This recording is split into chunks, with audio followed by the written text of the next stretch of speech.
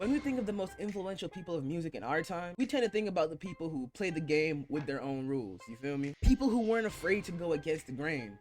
You know, we're talking about the trendsetters and the go-getters.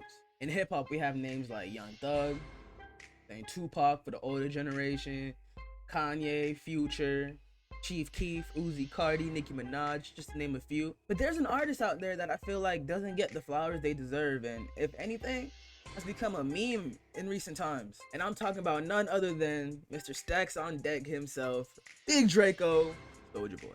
What it is, y'all, it's your boy Ian X Hunter, aka Bonnet Man, in the building, you feel me? First of all, who else you know wearing a bonnet and the do-rag? You feel me? There's levels to this, and we are not on the same one. Now, you might be sitting down asking yourself, Ian, how is Soulja Boy influential? well, let's first start off with the fact that Soulja Boy laid the blueprint on how to get viral on the internet. Now, let's take it back to the old days real quick, you know what I'm saying? Before the internet, which really wasn't that too long ago, but on the internet, a year is like equal to 10,000. But before the rise of the internet, you really only had one way to get any kind of buzz as an upcoming artist. If you were an upcoming artist at this time and you were not signed to a major record label, then there's more of a chance of LeBron actually remembering his song lyrics in his Instagram videos than you becoming popping as an artist. I'm just keeping it a buck with you. But Big Draco said, forget that, I'm finna make my own lane, I'm finna make my own path. So what'd he do? He went over to Walmart, got a $20 microphone, downloaded this program called Fruity Loops. On my music makers, on my producers, you all know about Fruity Loops, FL Studio, and the rest was history. You were talking about the mid 2000s here. So there was no YouTube, there was no TikTok, no SoundCloud, none of that. I mean, there was YouTube, but it was still like really in its infancy. So the only websites that Big Draco had at his disposal was LimeWire, SoundClick, MySpace. Y'all probably haven't even heard of some of these. Y'all so young. I don't know why I'm playing with y'all like that. We probably the same age. So you feel me? While these other rappers were outside the record label headquarters, you know, trying to hand out their mixtape, trying to catch 50 Cent walking out the building. Hey, big bro, come catch us. Come listen to my single. I'm the hottest new talent out. Nigga, your shit sound like this. Nobody's listening to this, I promise you. Soulja Boy saw the vision. Soulja Boy saw the vision. He uploaded his music on SoundClick and was able to upload his music, sold it for 99 cents each, took a 50% cut with a website. He was making money, y'all. Take a look at this clip explaining it a little bit. Second reason why Big Draco is so influential. Back in these days, you had the producers who made the beats, who orchestrated everything, and then you had the rappers. You feel me? It was very rare at this time that you did both at the same time. To my knowledge, the really one that was doing it and popping at that time was Kanye.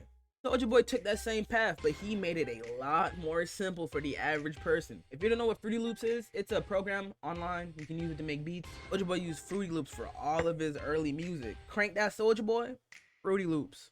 Donk, Fruity Loops. Y'all trick, y'all. The hood Fruity Loops. Come on, quit playing with him. I bet that y'all don't even know that Soulja Boy was really the first TikTok star. You see what I'm saying? These days you have rappers in the studio for hours trying to come up with a catchy tune, a catchy TikTok, hit the algorithm and get their shit jumping. Some of them be hitting, some of them be cool as hell. A lot of them be garbage, I ain't gonna lie to you. But Soulja Boy, he knew what he was doing. At a time when he had nobody else to base it off of, he knew, he laid the foundation. He was a trailblazer. And when Crank That Soulja Boy came out, now keep in mind, I was only 6 years old. But even for my 6-year-old brain to remember how big the shit was, everybody was ha, ha, ha, ha, ha, ha. Come on. The ringtones, nigga made a killing off the ringtones. Not to mention that Soulja Boy was the original internet troll. You feel me? Where you had niggas like 6ix9ine taking the troll shit to the upteenth degree. It was Big Gucci Soulja doing it first. Trolling niggas like Bow Wow, Fitty, Ice-T. That's why your ass gonna fall out on stage eating that bullshit.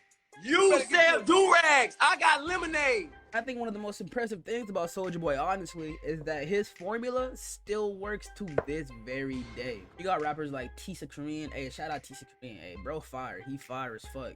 And, you know, he took that Soulja Boy influence here. As you can clearly see, he got a lot of Soulja Boy influence, but he adding his own shit to it, and it's still popping. People still checking for him. People still loving it. So I don't know. It kind of rubs me the wrong way. Pause when people be shit talking Soulja Boy. Like, yeah, I ain't gonna lie. The songs that came out at the time, they weren't the greatest. A lot of them, but they was fun.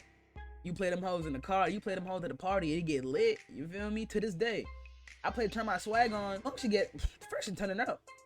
Floorboards might break down. On some Chief Keef Soulja type shit. Next time you online, next time you seen a TikTok of a rapper making a dance trend, trolling some other musician, making beats on FL Studio, making a bag off it. No. Soulja did it first.